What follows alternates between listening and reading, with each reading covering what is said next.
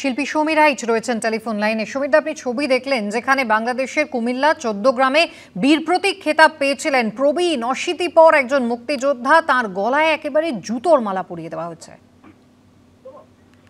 দেখো, আমি এটুকুই বলতে পারি যে আমার খালি একটা কথাই মনে হচ্ছে যে বাংলাদেশে নিশ্চয়ই প্রচুর শুভবুদ্ধি সম্পন্ন মানুষ আছেন, কিন্তু তারা যে কতটা মানে মানে নগণ্য, মানে কতটা সংখ্যায় কম এখানে প্রমাণ হয়।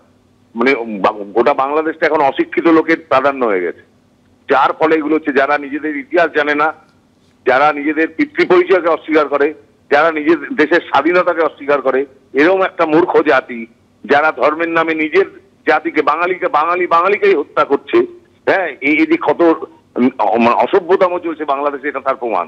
তা নাহলে যেই মানুষগুলোর জীবনের বিনিময়ে আজকে বাংলাদেশ স্বাধীন হয়েছিল, এরকম লক্ষ লক্ষ মানুষের জীবনের বিনিময়ে তাদেরকে অপমান করা হচ্ছে, বঙ্গবন্ধুকে যেভাবে অপমান করা হচ্ছে, এগুলো মেনে নেওয়া যায় না। আমি বলছি, আমি চাই বাংলাদেশের যারা শুভবুদ্ধি সম্পন্ন মানুষ, যারা সত্যিকারের দেশটাকে ভালোবাসেন, তারা প্রত্যেকে এগিয়ে আসুন।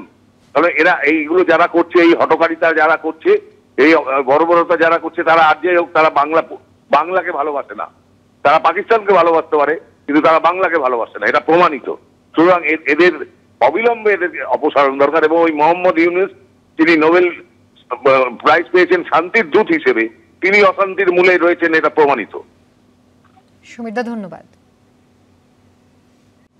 এবার কুমিল্লায় অশীতিপর মুক্তিযোদ্ধার গলায় জুতোর মালা। কুমিল্লার 14 গ্রামে বীর প্রতীক খেতাবপ্রাপ্ত মুক্তিযোদ্ধা আব্দুল হাই কানুকে হেনস্থা।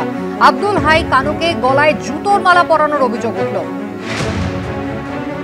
পুরো গ্রামের মানুষের কাছে ব্যবসা দিনের নিয়ম নেই, একজন এখন আপনি এই এলাকা থেকে চলে যাবেন না? কোন দিন আমরা চলে যাবো? ঠিকই আছে।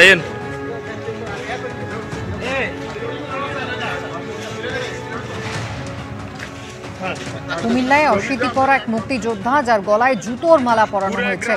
কুমিল্লার 14 গ্রামে বীর প্রতীক খেতাবপ্রাপ্ত এই মুক্তিযোদ্ধা। গতকাল 14 গ্রামের কুলিয়ারা প্রাথমিক বিদ্যালয়ের সামনে ঘটে এই ঘটনা। মুক্তিযোদ্ধার সঙ্গে কথা বলে বিষয়টি নিশ্চিত করেছেন 14 গ্রাম থানার ওসি।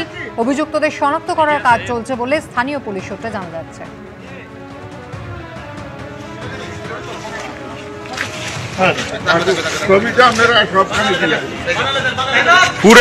পুরো গ্রামের মানুষের কাছে ব্যবসা দিনের নিয়ম নেই, একজন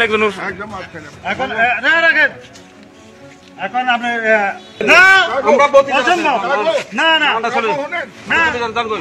আমরা বাড়িতে দেখতেছি।